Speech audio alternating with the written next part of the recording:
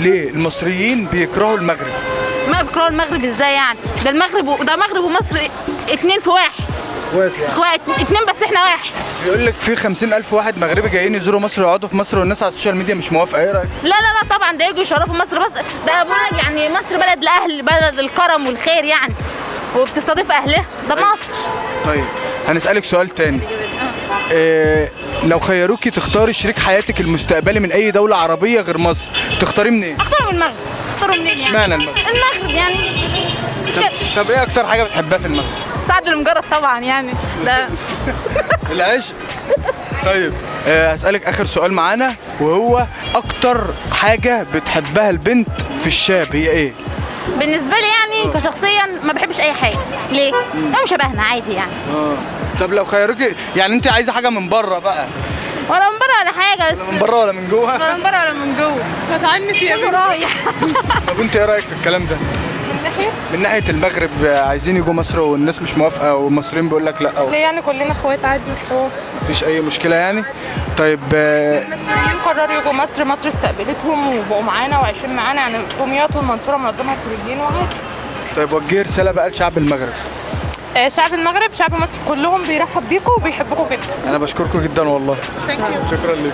السلام عليكم. عليكم السلام ورحمة الله. ممكن نسألك سؤال في برنامج معاك في الشارع؟ اتفضل. ليه المصريين بيكرهوا المغرب؟ لا مين قال كده؟ الناس بيقولوا كده على النت وبتاع. لا اخوات يعني، احنا كلنا عرب يعني، مين قال كده؟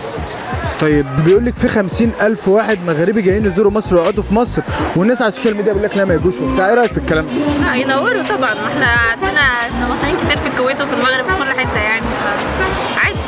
طب وجهي رسالة بقى لشعب المغرب الشقيق.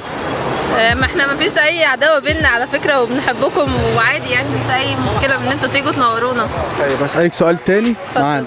ايه اكتر حاجة البنت بتحبها في الشاب؟ عن نفسي انا مثلا شخصيته، ان هو يكون محترم، غيور عليها، يكون بيحبها بجد يعني. بص الشكل مش مهم يعني، الشكل ده للبنات قشطه، انما الولد لازم يكون شخص كده يعني، فاهم؟ شخصيته حلوه يعني. طيب لو خيروكي تختاري شريك حياتك المستقبلي من اي دولة عربية غير مصر، تختاري منين؟ لازم دولة عربية؟ مش تركيا؟ دولة عربية ممكن نقول مثلا مالهم المصريين، انا شايف المصريين بصراحة حلوين. يعني انت مصر؟ الراجل المصري كويس يا جماعة. لا تحية كبيرة للراجل المصري وحبيبنا شاب كده وراجل وغيور ودمه حامش يا جماعة. لا ماشي انا بشكرك. عاملة ايه؟ الحمد لله. ممكن نسألك سؤال في برنامج معاك في الشارع؟ بإذنك. مش مشكلة. ايه اكتر حاجة البنات بتحبها في الشاب؟ في الشام؟ في الولاد يعني عامة. أي بنات؟ فلوسه. ايه؟ فلوسه. فلوسه؟ دي اكتر حاجة. أكتر حاجة. تمام. والحنية يعني، بس فلوسه الأول. فلوسه الأول أهم شيء. طبعا المادية يعني. مادية أوي. طيب عايز أسألك سؤال تاني. تمام. ليه الشعب المصري بيكره المغرب؟ عشان بناتهم أحلى مننا؟ لا احنا بنكرههم، بنغل عليهم شويه، بس احنا بنحبهم يعني. لا هو المغرب محبوبين صراحه. لا ما حدش بيكره المغرب. ممكن انا بغل على البنات بتاعتهم عشان هم احلى وبتاع وكده يعني، ممكن. ايوه.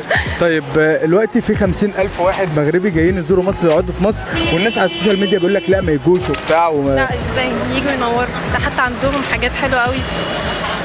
طيب هنحتاجهم يعني. ايوه. طيب بالنسبه للشباب طيب لو دلوقتي خيروكي ان انت تختاري شريكك حياتك المستقبلي من اي دوله عربيه غير مصر، تختاري منين؟ سالي عربي. ايا كان بقى. سالي عربي. انت ماديه قوي. انا بشكرك جدا والله. شكرا ليك. ممكن اسالك سؤال في برنامج معاك في الشارع؟ اتفضل.